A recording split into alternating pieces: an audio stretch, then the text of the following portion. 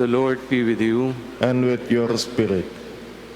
A reading from the Holy Gospel according to Luke. Glory to you, O Lord.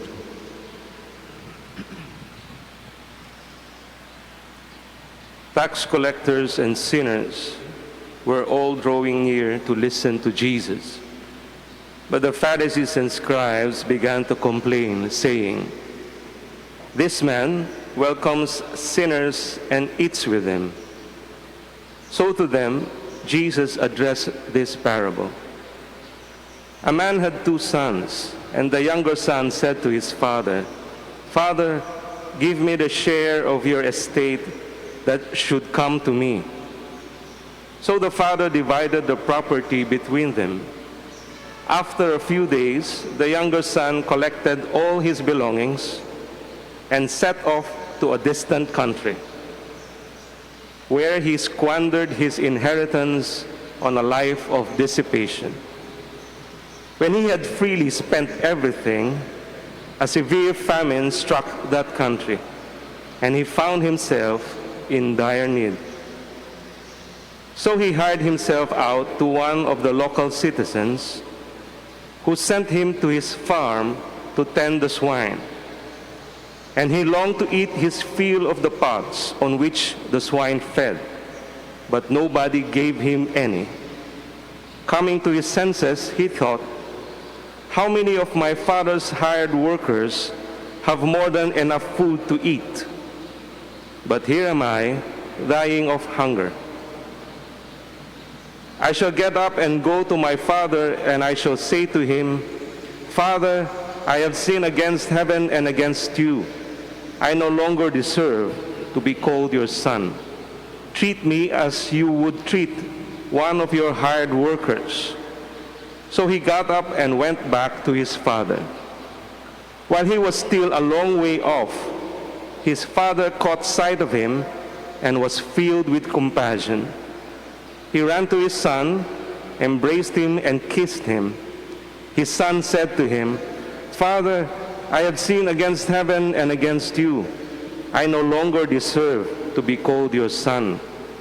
But his father ordered his servants, 'Quickly, bring the finest robe and put it on him. Put a ring on his finger and sandals on his feet. Take the fattened calf and slaughter it. Then let us celebrate with a feast, because this son of mine was dead and has come back to life again. He was lost and has been found.' Then the celebration began. Now the older son had been out in the field, and on his way back, as he neared the house, he heard the sound of music and dancing.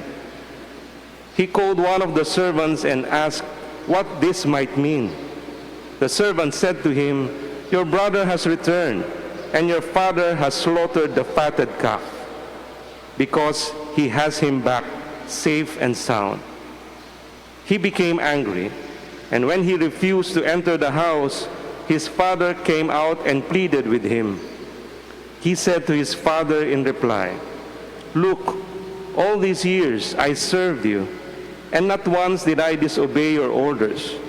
Yet you never gave me even a young goat to feast on with my friends. But when your son returns, who swallowed up your property with prostitutes, for him you slaughtered the fattened calf.' He said to him, 'My son, you are here with me always. Everything I have is yours. But now we must celebrate and rejoice, because your brother was dead and has come to life again. He was lost and has been found.'" The Gospel of the Lord. Praise to you, Lord Jesus Christ.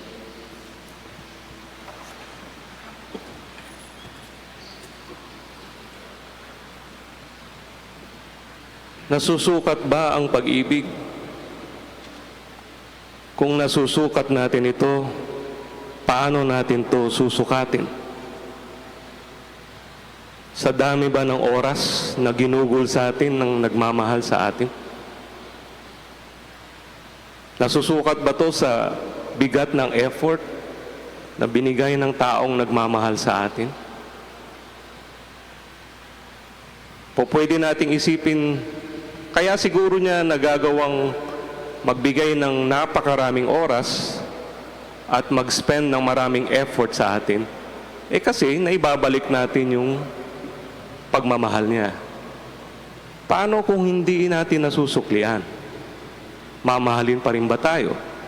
At kung mamahalin pa rin tayo, kahit hindi nasusuklian, paano kung meron tayong ginawang masama dun sa taong nagmamahal sa atin?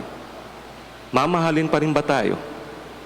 O sasabihin sa atin yung mga sinasabi sa mga pelikula at teleserye na ganito, pagkatapos kong gawin ang lahat sa iyo, ganito ang igaganti mo sa akin? Pagka hindi pa rin yung sinabi sa atin ng taong nagmamahal sa atin, posible na ba nating sabihin tunay na nagmamahal ang tao? Kagaya dito sa Ebanghelyo, minahal ng totoo ng Ama yung kanyang anak. Hindi man ito nasuklian, okay pa rin. Pero ginawan siya ng masama, wala ring narinig yung anak na masamang salita sa Ama. Sa halip, nag-celebrate pa sila. Pinapatay ang fatted calf. Ibinalik sa kanya ang kanyang pagiging anak. Masasabi na ba nating tunay na pag-ibig ang ibinigay ng Ama sa anak? O pwede na ba nating ikumpira ito sa pagmamahal ng Diyos sa atin?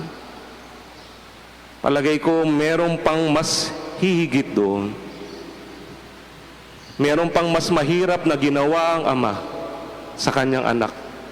At yan ay ang maghintay sa kanyang pagbabalik. Sinasabi dito sa Ebanghelyo, malayo pa lamang ang anak, natanaw na ng Ama. Sinalubong ang anak, hindi na hinintay na lumapit sa kanya. Marahil araw-araw, gabi-gabi, naghihintay yung Ama sa pagbabalik ng kanyang anak. Marahil maraming beses nang na-frustrate. Akala niya yun yung kanyang anak, lumapit siya, yung pala hindi. Maraming beses siyang na-disappoint. Pero tuloy-tuloy pa rin ang paghihintay ng Ama sa anak. Mas mahirap siguro maghintay sa pagbabalik ng minamahal. Bakit? Sapagkat kapag tayo naghihintay, merong isang virtue na kinakailangan ang isang tao naghihintay. And that is the virtue of patience. Kailangan magpasensya.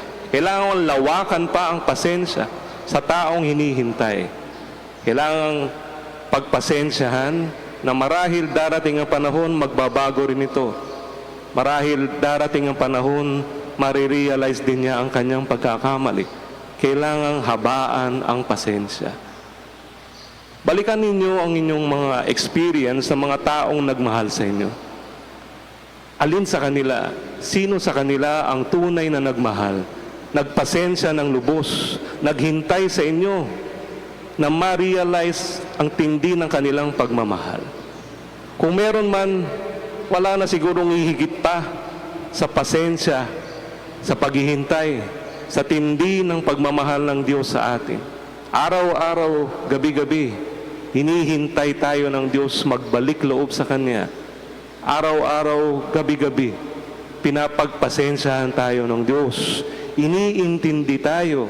Ganyang katindi ang pagmamahal ng Ama sa atin lahat, na Kanyang mga anak. Bakit? Sapagkat, sabi nga ni San Pablo, nung kanyang dinescribe ang pagmamahal, ang unang description niya sa pagmamahal ay ganito: love is patient. Mapagpasensya ang pagmamahal. Kanya nga kung mapagpasensya ang Ama sa atin, sana gusto rin ng Ama na bawat isa sa atin ay ganoon magmahal. Agaya ng commandment ni Kristo sa kanyang mga tagasunod, love one another as I have loved you, as the Father has loved you. Be merciful as the Father is merciful. Kung meron man tayong hihingin ngayon sa misang ito, kung meron tayong ipagdarasal, pagdarasal natin that we can love as God has loved. We can be patient with one another as God is patient with us. Why? Because love is patient. Love is kind. If God has loved us in that same way, kung napagpasensyahan tayo ng Diyos, araw-araw, gabi-gabi, mapagpasensyahan din sana natin ang bawat isa.